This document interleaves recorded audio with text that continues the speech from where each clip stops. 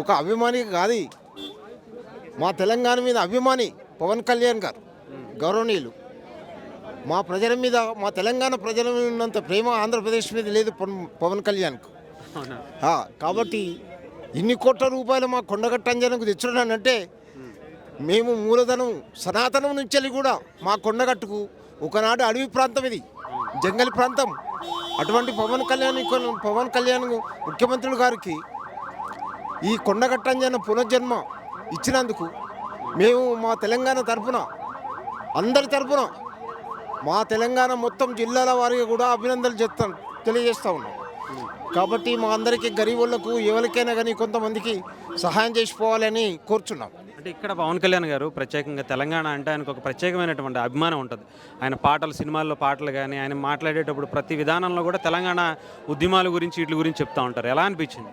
చాలా అది పవన్ కళ్యాణ్కు తెలంగాణ మీద ప్రజారాజ్యం పార్టీ పెట్టిన కంచెలు కూడా తెలంగాణ మీద అభిప్రాయము, ప్రేమ ఉన్నది. కాకపోతే పార్టీ బేసెస్ తెలంగాణ స్టేట్ లెవెల్లో పెద్ద అయింది, మించుకపోయింది ఏం లేదు. ఇప్పుడు మళ్ళా పవన్ కళ్యాణ్ గారు మళ్ళీ ముఖ్యమంత్రిని మేము తెలంగాణకు ఎన్నుకుంటాం, తప్పనిసరి మళ్ళీ పవన్ కళ్యాణ్ ముఖ్యమంత్రి చేస్తాం. తెలంగాణకు ఆ అభిమానం ఉన్నది ప్రజలలో. కొండగట్టుకు రావడమే అభిమానం. నారా చంద్రబాబు నాయుడు కూడా కొండగట్టుకు రావాలని ఉన్నది, కానీ ఈ స్టేట్లు రాష్ట్రాల మధ్యన ఈ పంచాయతీలు ఉన్నాయని అది భయానికి కాదు, దేవుడు అనుమతి ఇవ్వాలి. పవన్ కళ్యాణ్ గారు మాత్రం దేవుడు అధికారం ఇచ్చినందుకు మేము తెలంగాణ ప్రజలము చాలా సంతోషపడతాం. ఇవల్ల ఇక్కడ తెలంగాణలో పవన్ కళ్యాణ్ గారికి అభిమానం అంటే ఎక్కువ మంది ఉన్నారా? మీలాంటి వాళ్ళు ఎవరైనా పవన్ కళ్యాణ్ గారు నమ్మారు? చాలామంది కోకొల్లలు ఇంటింటికి పవన్ కళ్యాణ్ అంటేనే ప్రేమ. ఒక సినిమా యాక్టర్ని కాదు, ప్రజారాజ్యం పార్టీ పెట్టినప్పటి నుంచి కూడా మా కరీంనగర్ జిల్లా మొత్తం కూడా పవన్ కళ్యాణ్కే దత్తతిస్తాం. ఇప్పుడు మళ్ళీ ముఖ్యమంత్రి, మళ్ళీ 5 ఏళ్ళ తర్వాత ముఖ్యమంత్రి పోటీ చేసినా మేము తెలంగాణ ప్రజలు అందరం ఎన్నుకుంటాం. విన్నదా? అంటే ఇక్కడ కొంతమంది మంత్రులు పవన్ కళ్యాణ్ గారిని తెలంగాణ వ్యతిరేకంగా చిత్రీకరించే ప్రయత్నం చేశారు.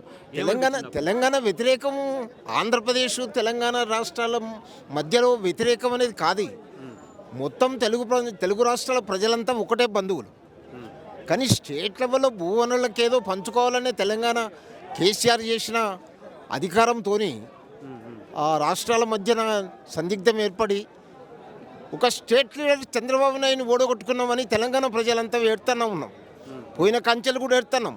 ఇలా ఏ ముఖ్యమంత్రి కూడా గరీబులకు ఇల్లు ఇస్తారని ఈ పథకాలు పెట్టి తెలంగాణలో కేసీఆర్ కూడా ఆర్థిక పరిస్థితి అందలేదు, చేసిండు కానీ ఆర్థిక పరిస్థితి అందలేదు. ఇప్పుడు ప్రజెంట్ కాంగ్రెస్ గవర్నమెంటు ఆర్థిక పరిస్థితి లేక అనేకమైన ముందుకు అడిగేస్తూ ఉంది, కానీ ఆర్థిక పరిస్థితి వస్తలేదు.